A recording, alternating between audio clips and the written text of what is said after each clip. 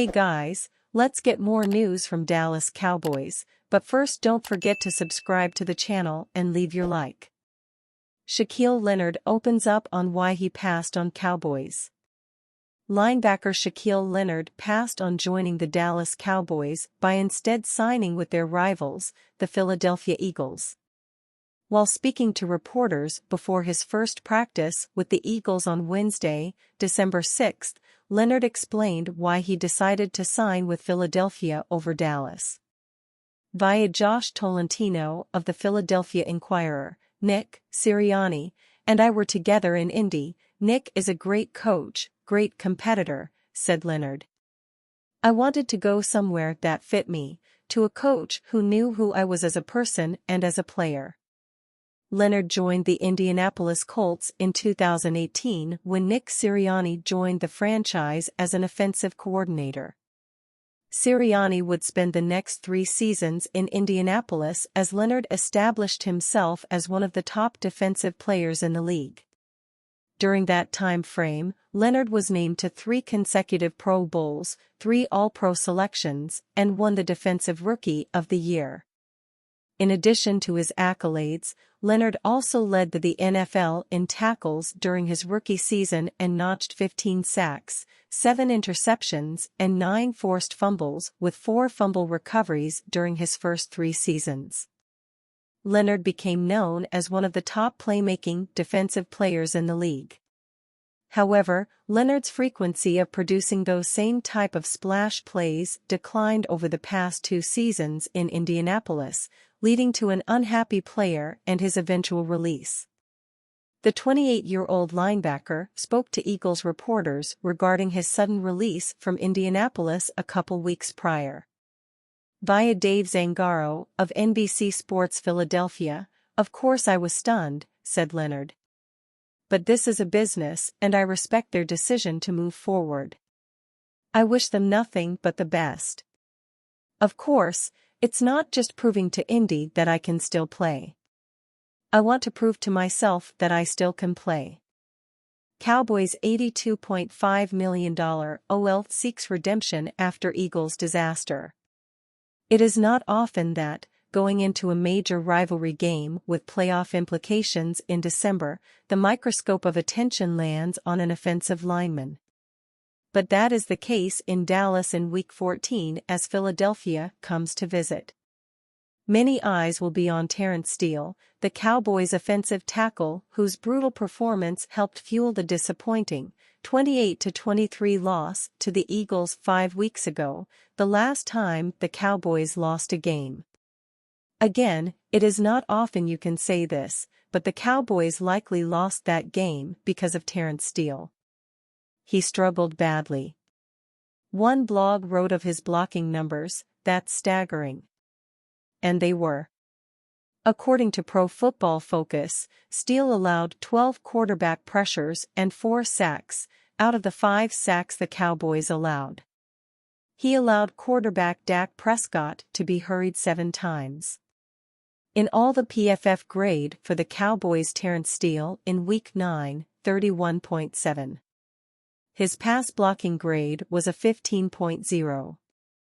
He would not say whether that was the worst game of his career, though if you trust the PFF grading system, it was. "I don't know, probably," he said in the locker room on Wednesday. "I don't keep track. I just try to get better each week." While the Cowboys seem to have improved since then, the big question might be, has Terrence Steele improved since then? Expect the Eagles to try to find out. He did say on Wednesday that he is more confident. "Just taking it day by day," Steele said.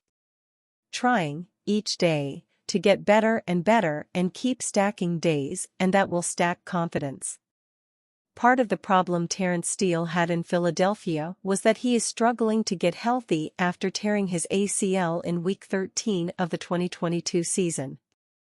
Steele had surgery and has recovered to get back on the field.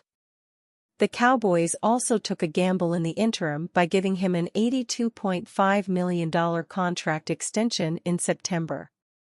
They might have wanted to wait to see whether he was healthy before doling out that deal, but a strong performance on Sunday could, certainly, soothe concerns about Steele going forward. One of the problems Steele said he had in Philadelphia was dealing with the snap counts, because of the crowd noise from Eagles fans. He also repeatedly said he just had to get back to being better with his fundamentals. "Trust my technique," Terrence Steele said. "Getting off on the snap count is huge. That will be an advantage here at home. Really trusting my technique, that's really all it came down to." He added that he has not seen much that has been different from the Eagles' defense, even if they have had some shifts in personnel. "They've got great depth, especially on the D-line. They're going to find a way. Either they're going to bring guys in or whatever, but, no, they haven't changed much," Steele said. Another thing that Steele noted is that, even with what was one of his toughest days on the field, he found plenty of solace off the field with his teammates. To a man, the Cowboys defended Steele after the Eagles' debacle. Cowboys projected to lose Dan Quinn favorite DE to Titans. One of the great bonuses of what we see from Dan Quinn's Cowboys defense week after week is that, while they have two of the best edge pressure men in the league, Micah Parsons and DeMarcus Lawrence, Dallas also has a bevy of pass rushing depth that allows the team to wear down opponents. No one epitomizes that more than Dante Fowler, who was the number 3 overall pick in the 2015 NFL Draft.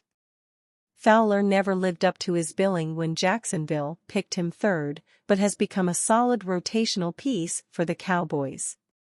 He has played 208 snaps and logged a very good 73.7 pass rushing grade at Pro Football Focus. Fowler has 3 passes defensed as well as a forced fumble and 2.5 sacks this season, in 12 games. He logged 6.0 sacks in part-time duty in 2022, one of the best of his career. But that also means that Fowler figures to be a target when he hits free agency this offseason. In fact, PFF predicts the Tennessee Titans will make a move on him.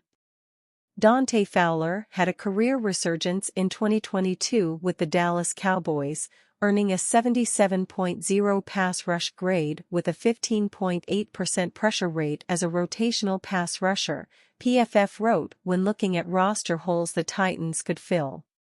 He has followed that up with 26 pressures on just 142 pass rush snaps in 2023. The Titans could add Fowler as a designated pass rusher without breaking the bank as they undergo what figures to be a multi-year rebuild. It would not be easy for Dante Fowler to leave Dallas, or, more specifically, to leave Dan Quinn, who has been instrumental in keeping his pro career afloat. In 2020, back when Quinn was the head coach of the Falcons, Fowler was seen as a pass rusher on the rise after an 11.5 sack season with the Rams. Atlanta gave him a $45 million contract over 3 years. But injuries and inconsistency set in for Fowler, and the Falcons let him go before the 3rd season of that contract. Quinn, now the Cowboys' defensive coordinator, has long had a strong bond with Fowler that predates the NFL. Quinn was on Will Muschamp's staff at Florida when Fowler was playing for the Gators. "He definitely played a huge factor in it," Fowler said about signing with the Falcons in 2020, per the Atlanta Journal-Constitution. "We just built a relationship at that time. He used to always come and see me, talk to me. Everything was genuine. He talked to me about a lot of things as a man. Just over that 1-year span of me being there with him at UF, I went to his house. I met his wife. I had Thanksgiving with them." The Cowboys, in a way, dodged a bullet on Dante Fowler last March when they were able to bring him back on a second 1-year deal, worth $1.5 million. That was the 2nd straight year they'd been able to have him on the roster for a bargain price. Fowler is 29 and will turn 30 before the start of next season. Thus, he is not going to get anything like a 3-year, $45 million contract again. But he is a useful veteran that can help any team in need of veteran depth, whether it is a rebuilding outfit like Tennessee or a contender. Either way, Fowler is probably due for a raise over the $1.5 million he is making. Given all the contract issues the Cowboys have to sort out, Fowler will be low on their list of priorities, and it is likely they'd simply send him on his way. He'd surely send Dan Quinn a thank you card on the way out, though. And you fan, what do you think of the Dan Quinn situation? Leave your opinion in the comments.